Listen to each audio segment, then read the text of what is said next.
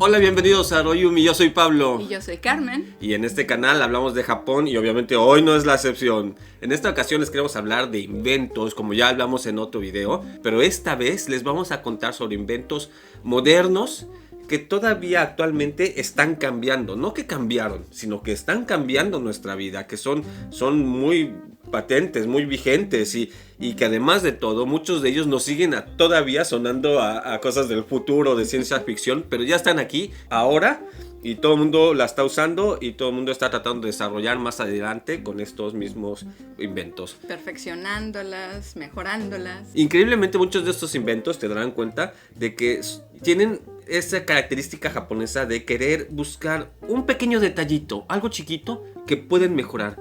Pero ese chiquito, ese detallito pequeño conlleva un esfuerzo impresionante y da unos resultados inesperados muchas veces, mucho mejor de lo que estaban planeando dar como pequeño paso, ¿no? Bueno, y sin más, pues vamos a los inventos, ¿no? Vamos allá. El primero son los exoesqueletos robóticos. Es un robot, en práctica es un exoesqueleto robotizado, ¿no?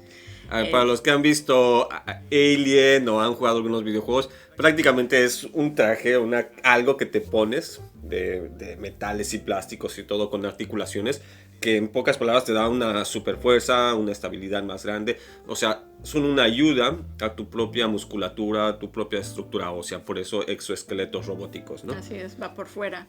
Y bueno, la idea de este exoesqueleto era que en Japón hay mucha gente mayor y bueno, poco a poco va a ir habiendo más. Entonces el inventor de este exoesqueleto pensó que quizás podía ayudarle a la gente que iba perdiendo un poco la movilidad al caminar e incluso, como dices, que mejorara algo que inesperado para la gente que no podía caminar ya.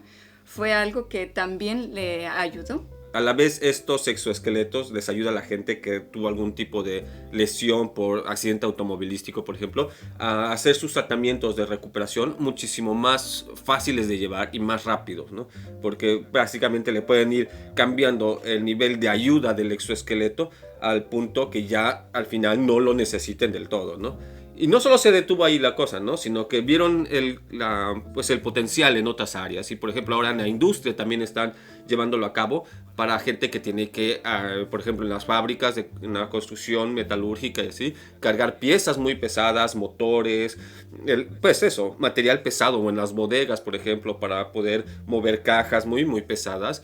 Pues estos exoesqueletos no los hacen capaces de cargar algo que les era imposible. O sea, no es de que de repente una tonelada del motor y ¡paz! Como si nada, ¿no?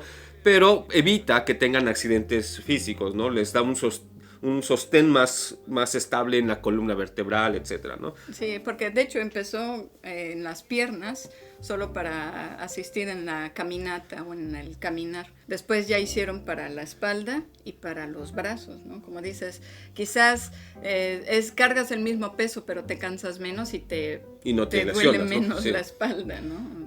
También, por ejemplo, para los ayudantes en los hospitales, los enfermeros, enfermeras, la gente que cuida a los ancianos, etcétera, también levantarlos, ayudarlos es un esfuerzo muy grande y esto les vino a ayudar muchísimo.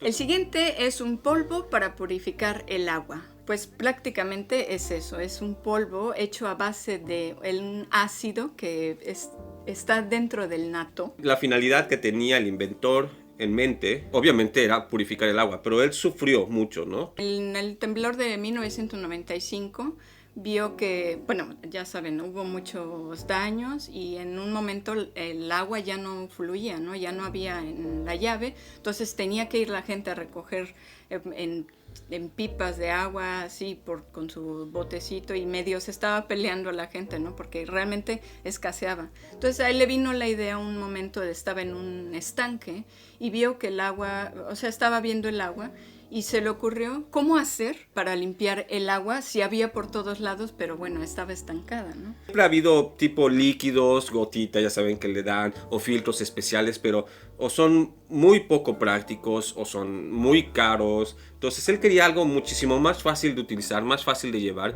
y que limpiara el agua en muchos sentidos posibles, ¿no? No nada más en que ya no tuviera enfermedades o así, sino que se filtrase, que no tuviese metales pesados, etcétera, etcétera, ¿no? Así es, básicamente echas este polvo, lo revuelves, ¿no? Y prácticamente todo lo sucio queda en el fondo. Después hay que filtrarla por un trapo, o sea, no necesita mucho más proceso, ¿no? Sí, este polvo captura todas las partículas, todas las impurezas y las condensa en un tipo, pues es unos granos de tierra que ya no se mezclan más con el agua y que son muy fáciles de filtrar físicamente, ¿no? Inclusive lo puedes hacer con una hoja de papel con mucho cuidado, o con un trapo, una tela, tu propia camisa, lo que sea, ¿no? Así es, y esto, bueno, ya se está usando actualmente en muchos países, sobre todo en África y en el sureste asiático. Puede ser un componente decisivo en el cambio para la sociedad, especialmente las sociedades más pobres o afectadas, entre la vida y la muerte, en muchos casos, ¿no? Bueno, el siguiente invento es algo que en sí siempre ha estado con nosotros, pero no lo podíamos manejar tan científicamente, tan a voluntad, ¿no? Y bueno, para empezar, le damos el nombre, es el umami, que es un término que abarca varias cosas en sí, todas relacionadas, pero estrictamente hablando era un producto que este inventor japonés desarrolló en la búsqueda de un componente que nos abriese el apetito en forma especial. O sea, este inventor estuvo en Alemania y se dio cuenta de que los alemanes eran más altos y mejor nutridos que los japoneses, ¿no? Entonces él quería saber por qué, más allá de diferencias genéticas, lo que sea, y llegó a la conclusión que tenía que ver con la alimentación. Los alemanes tendían a comer más carnes y él quería encontrar qué podía ser el elemento para mejorar la nutrición japonesa, ¿no? En su búsqueda a través de los años llegó a la conclusión, a través de sus lecturas de otras investigaciones de otros científicos, que el apetito, el buen apetito, generaba mejor digestión, porque los jugos gástricos y la saliva se activaba con más fuerza, más frecuencia, todo perfecto, idóneo para poder absorber los nutrientes, ¿no? Y él, probando diferente comida, una vez probó un tipo sopa de tofu. El tofu es un alimento que no tiene mucho sabor, pero había algo en la sopa que le encantó y se dio cuenta que era el sazón, lo que nosotros llamaríamos el sazón. Y ese sazón era a través del dashi del alga, que es prácticamente el condimento del alga, el sabor del alga, el consomé, el brodo, como decirlo, ¿no? Quiso extraer de él la esencia de ese sabor, ¿no? Pero ¿cómo puedes saber cuál es la esencia de ese sabor? No es salado, no es dulce, no es amargo, hay algo más, que es ese sabor a brodo, ese sabor a caldo, ¿no? Así es, como dices, es el sazón, ¿no? Y por eso, bueno, a este sabor, umami, le llaman el quinto sabor, ¿no? Porque, como dices, no es ni dulce, ni salado, ni ácido, ni amargo, ¿no? Es aparte, es el sazón. Sí, y aunque no lo crean, no se trata de una mezcla de los anteriores, sino es todo un distinto gusto. No está recibido por los mismos componentes de nuestro paladar. O sea, él lo que descubrió es de que podía extraer de estos caldos elementos del sabor que estimulaban nuestros receptores en el paladar gustativas muy específicos, y son los mismos que se activan cuando probamos un caldo de pollo, de gallina, o un consomé, un estofado de carne, etc. Y no es la parte salada, no es la parte dulce, no es la parte amarga, sino es uno totalmente distinto, y es el umami. Ajá.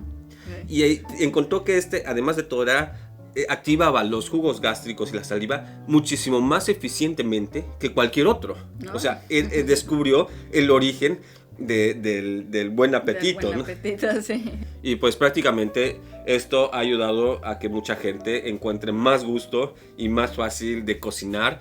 Y aparte de todo, el umami es bajo en sodio, no contiene sal agregada, no contiene azúcares. Por lo mismo, sin quererlo, digamos, también ayudó a la nutrición de Japón, evitando que la gente consuma, pues tanto eso, azúcar y sal, ¿no? El siguiente es un avance tecnológico, más que un descubrimiento, pero conllevó un descubrimiento a la vez. Sucede que antes del 1990 y pocos, teníamos ya la luz LED, que si ustedes saben son cristales que al pasarle corriente eléctrica generan un tipo de luz de varios colores. Hasta ese momento existía el LED rojo y el LED verde, que se podía encontrar inclusive en el encendido apagado de muchos componentes eléctricos, ya ves, primeras computadoras, televisores, etc.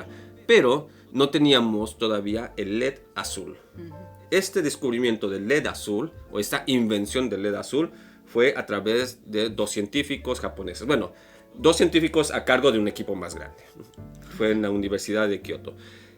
Prácticamente lo que tenían que encontrar era ese componente cristalizado que, pasando la electricidad, fuese suficientemente estable para brillar en azul por suficiente tiempo y poder mezclarse con el rojo y el verde y generar entre los 3 prácticamente todos los colores.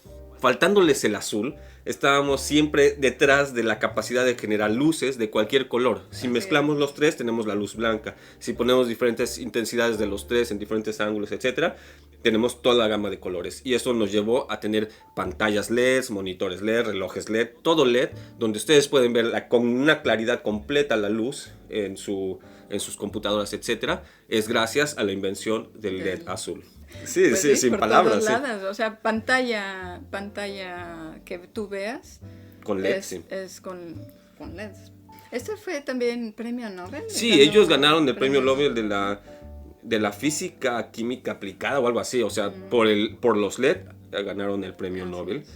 Fue algo también impresionante para ellos, fue un trabajo muy muy fuerte porque todo esto lo lograron a través de átomos de galio que tenían que pasar el gas por temperaturas muy altas pero específicas, etcétera. O sea, existe toda la historia de cómo lo desarrollaron, es de conocimiento general, no es ningún tipo de misterio y es un proceso muy muy difícil, algo costoso porque...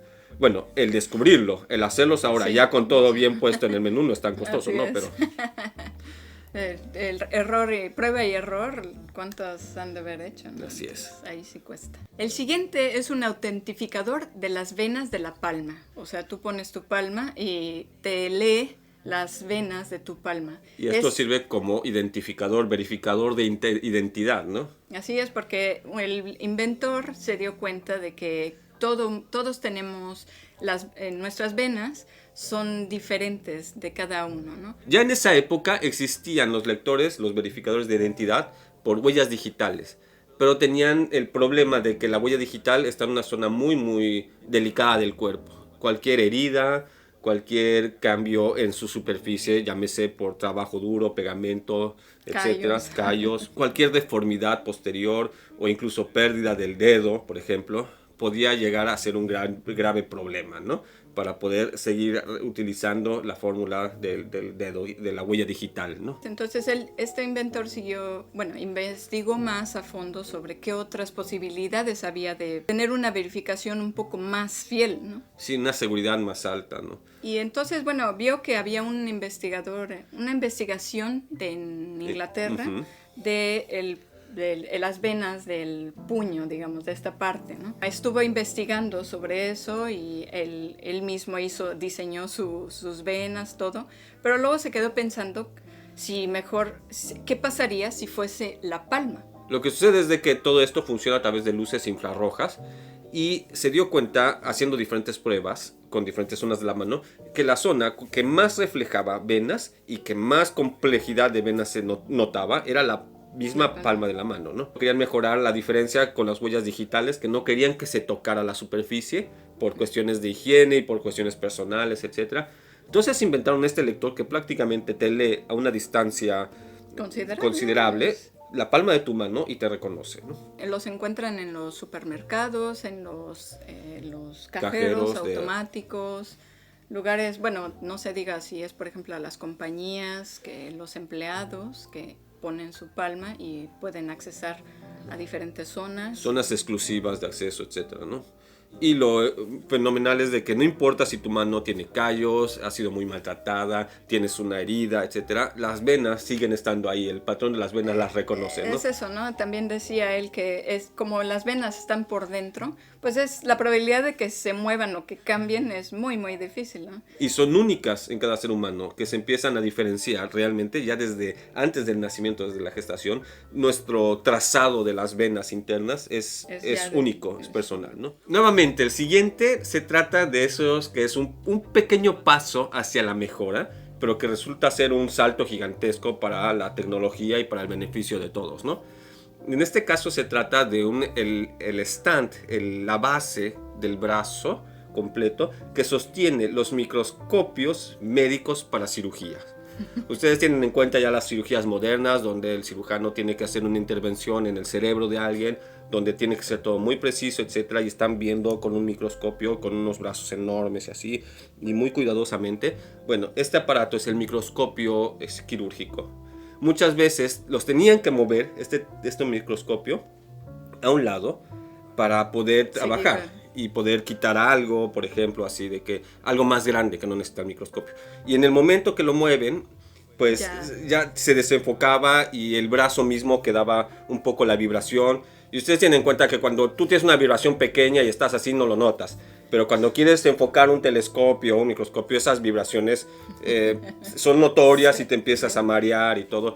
Y hacía que las operaciones fueran más largas, más pesadas para los cirujanos, más tediosas. Un poco riesgosas en algunos para el paciente, claro. Entonces hubo un ingeniero japonés que ya trabajaba en material para telescopios, con varias agencias importantes, especialmente en Japón. Se dio cuenta de que existía este mercado ya, ¿no?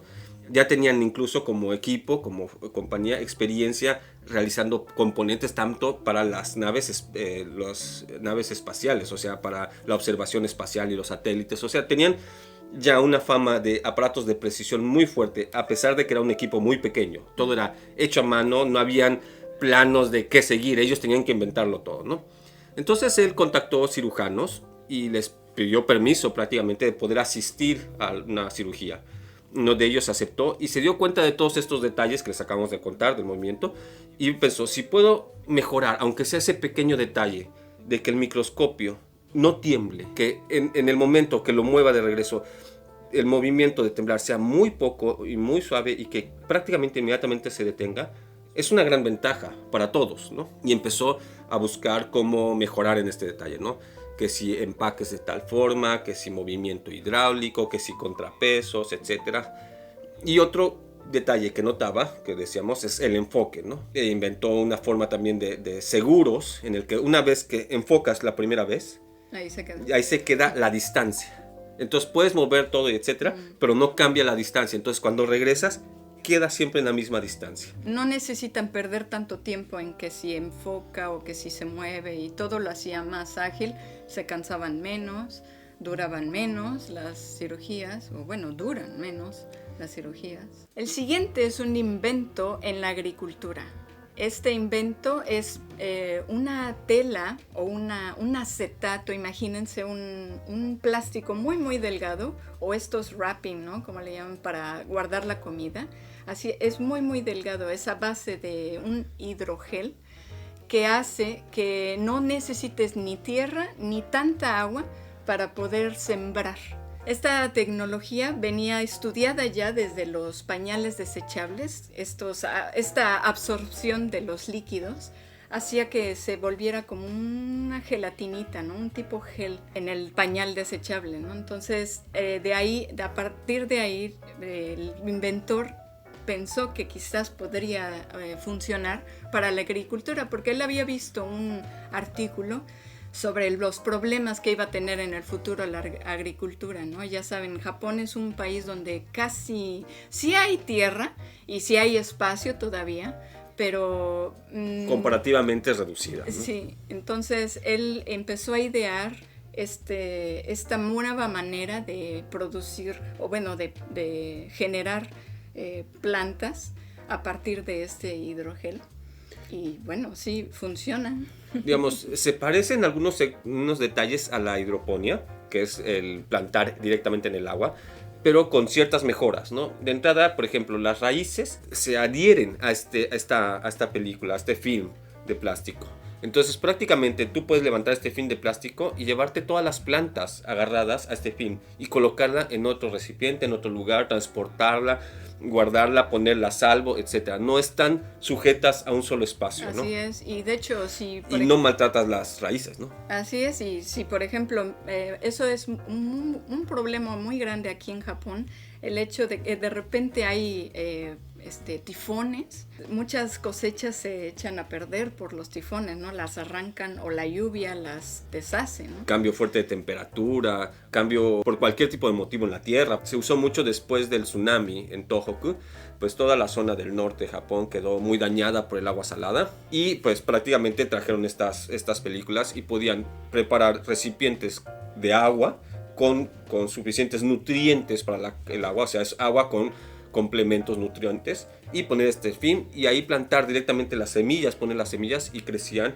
perfectamente.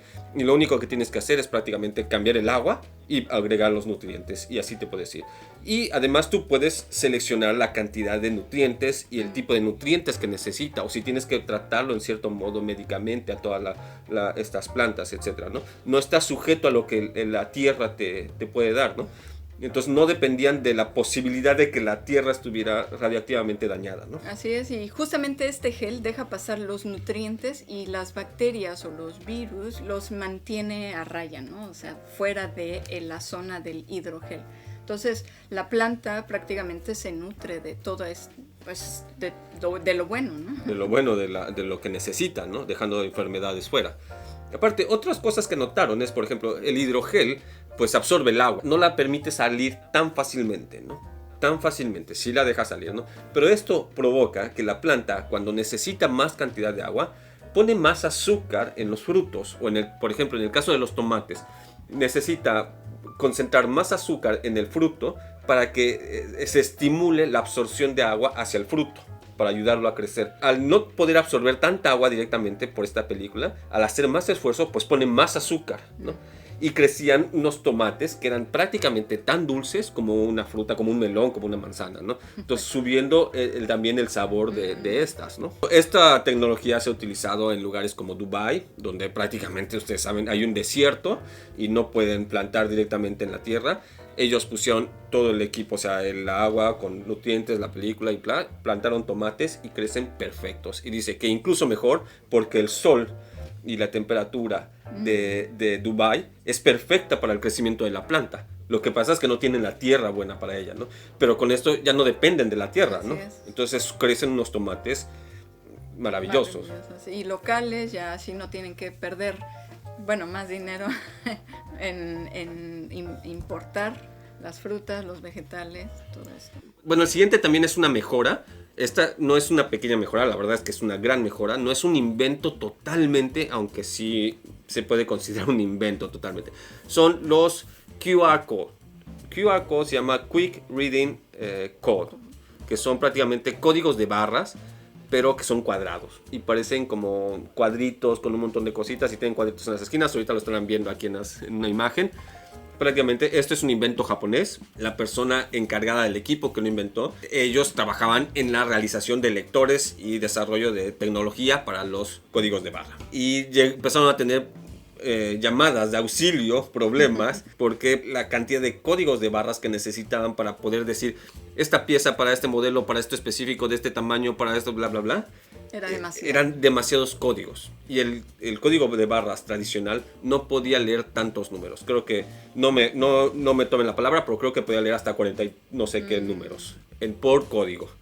Entonces necesitaban leer varios códigos solamente para identificar un solo material. Entonces se estaba convirtiendo en una cosa muy, muy compleja, muy difícil, y ya no era práctico. Y esta persona creó este equipo para pensar, para planear cómo desarrollar un nuevo código que pudiese tener una muchísimo mayor capacidad, flexibilidad para almacenar y transmitir datos. Y bueno, ahora probablemente en cualquier producto que vean en sus países verán que trae el QR Code desde muy chiquito, así muy, muy, que hasta parecería un punto negro solamente, hasta un poco más grande. Esto pues se debe al tipo de información que tiene. Ya también ahora lleva a las páginas web. Pues prácticamente puedes hacer lo que quieras. Puedes hacer uno para que baje videojuegos, para que te pase una foto, para ir a tu propia página, para, no sé, o sea, realmente no tengo entendido que tiene la capacidad de almacenar 17,000 datos distintos, etcétera. Era brutal la diferencia, ¿no? Y la velocidad a las que la lee también es muchísimo mayor. Por eso QR, ¿no? De Quick Reading, ¿no? El siguiente son unos pigmentos que brillan en la noche. esas luces fosforescentes, no están imaginando cosas, sí existen, y están por todos lados ya en el sector de seguridad, sobre todo. Ya saben que para las líneas, que para que sepas por dónde caminar cuando está oscuro. La historia se remonta ya desde épocas de la Segunda Guerra Mundial, un poco antes. Había una compañía japonesa con un inventor japonés, Nemoto, que desarrollaban pinturas fluorescentes, pinturas que brillaban en la oscuridad. Los usaban en equipos como la brújula, equipos de alta precisión que no podían asegurarse que estaba alumbrado en ese momento por obvios motivos de la guerra. Pero este producto utilizaba la pintura a base de zinc, cobre y un elemento radioactivo. El radio, ¿no? Era muy poco este elemento radioactivo, no era realmente un peligro para la salud, pero después de la Segunda Guerra se asociaron con los fabricantes de relojes para hacer los números y las manecillas brillantes. Era un obvio mercado, pero al poco tiempo, bueno, un par de décadas después, sus socios en la relojería decidieron no utilizar más esta pintura por el riesgo que representaba al ser un material radioactivo. Obviamente esto les iba a pegar a ellos horriblemente, se iban a ir a la bancarrota, y decidieron moverse lo más rápido posible por crear un suplente que no contenga absolutamente nada radioactivo, ¿no? Básicamente este producto es un polvo a través de diferentes elementos químicos naturales no radioactivos que mezclados y calentados a una temperatura específica, enfriados a una velocidad específica, etc., pueden retener la luz por muchas horas, pero realmente muchas horas, toda la noche, sin ningún problema, y seguir brillando. Toda esta idea les vino por el camino contrario de los productores de focos. Los que producían focos, lámparas, etc., tenían el problema de que apagaban los focos y se quedaban brillando unos segundos y se iban apagando. Esto era un problema para los que hacían lámparas, no querían esto, querían evitarlo. Pero ellos querían todo el camino contrario, ¿no? Entonces empezaron a ver qué es lo que están haciendo, de dónde vienen, para poder extender y extender y extender, ¿no?